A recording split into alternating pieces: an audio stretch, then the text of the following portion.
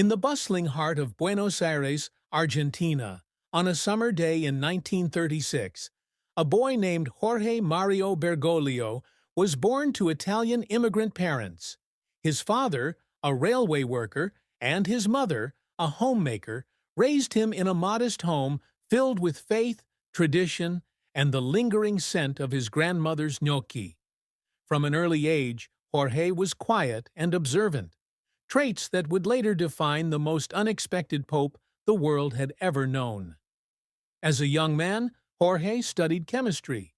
Science fascinated him, but something deeper stirred in his soul. A battle with a severe lung infection at the age of 21 left him partially disabled, but it didn't slow him down. Instead, it grounded him, reminding him of life's fragility and God's calling. Soon after, he joined the Society of Jesus, the Jesuits, known for their intellectual rigor and unwavering devotion to education, service, and humility. By 1969, he was ordained a priest.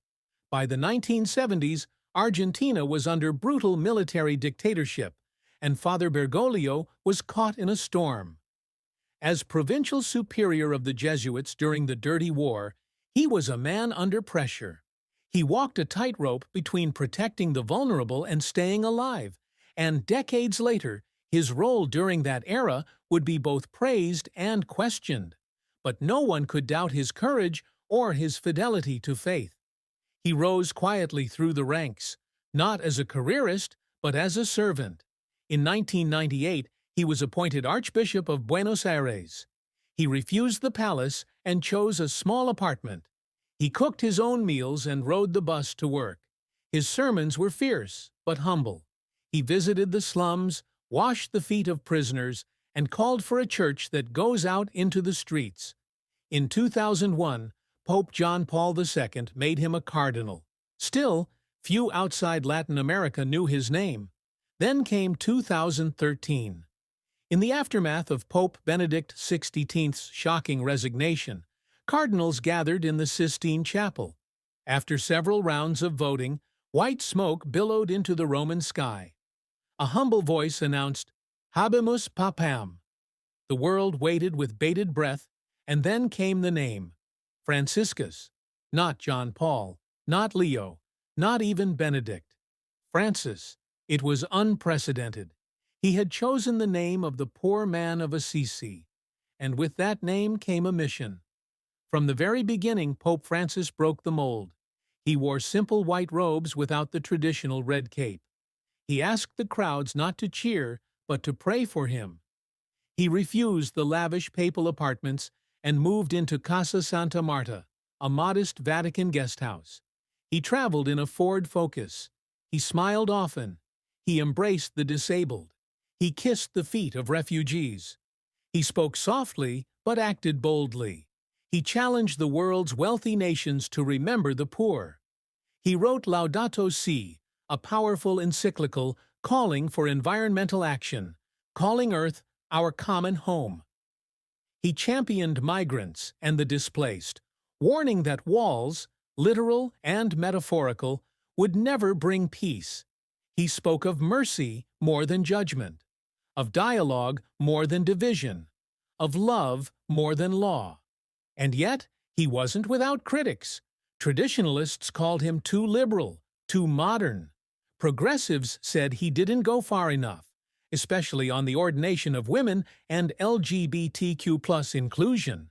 Still, Francis stood firm.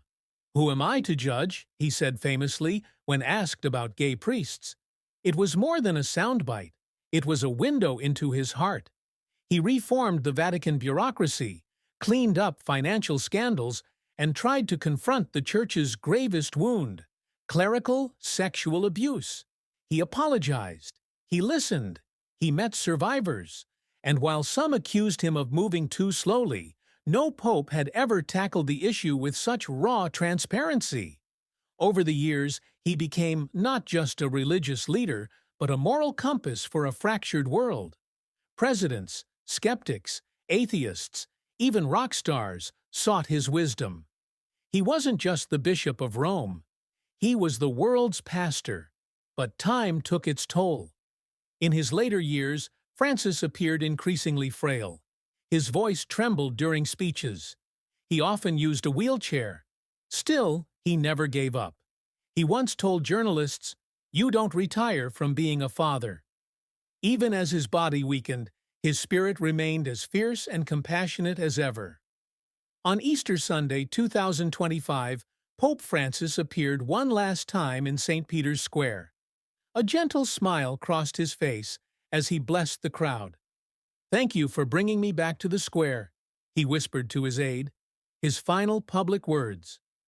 The next morning, the Vatican fell silent. Pope Francis died on April 21, 2025, at the age of 88, after suffering a cerebral stroke and cardiac failure. His death marked the end of an era, a papacy defined not by grandeur, but by grace. The Vatican declared a period of mourning. Leaders from every continent sent condolences. Millions wept, but they also remembered. They remembered a pope who lived like the poor, who loved like Christ, who never wanted a throne, only a bench among the people. He asked to be buried in Santa Maria Maggiore, not St. Peter's Basilica. He had visited that Marian shrine before every journey and after every return. It was home. Pope Francis left behind a church that was bruised, yes, but awake, more global, more aware, and far more human. A church not of rulers, but of servants, not of fear, but of love.